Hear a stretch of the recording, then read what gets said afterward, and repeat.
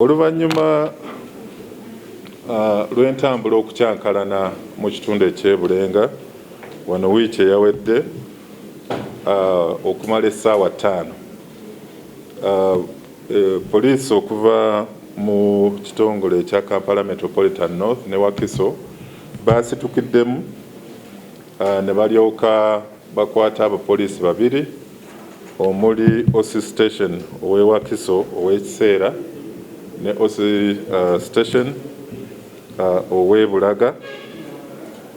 Bano ababiri basobola okwekobaana ne nannyini Jogies Recreation Center e Bulaga ne balyoka bamuwa olukusa nga tebatemezzaako ku RPC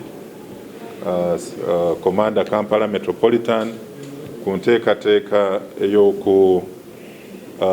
ey'okukuba ekivulu ku Jogies e Bulaga.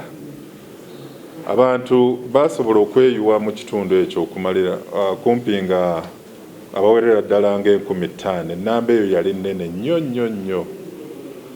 Emmoroka zonna ne ziryoka zisibako ekkubo ng'abantu tebakyalina we bayita, abadde eri n'abakomawo e Kampala era bakosebwa nnyo. Kati bwe weetegereza obulungi ab'e Bulaga badde tebalina fire brigade, badde tebalina ambulance eziri ku lusegere. Ekkubo bagenze kwegamba bo bakubye mazina gaabwe anti DJ Ssuuna Ben yadde akuba omuziki nga tebeefiirayo nti waliyo n'abantu abalala abaliyo. So kino kituviiriddeko okukwata abapoliisi bano ababiri omuli ASP Olinga Francis ne Nuwamanya Henry.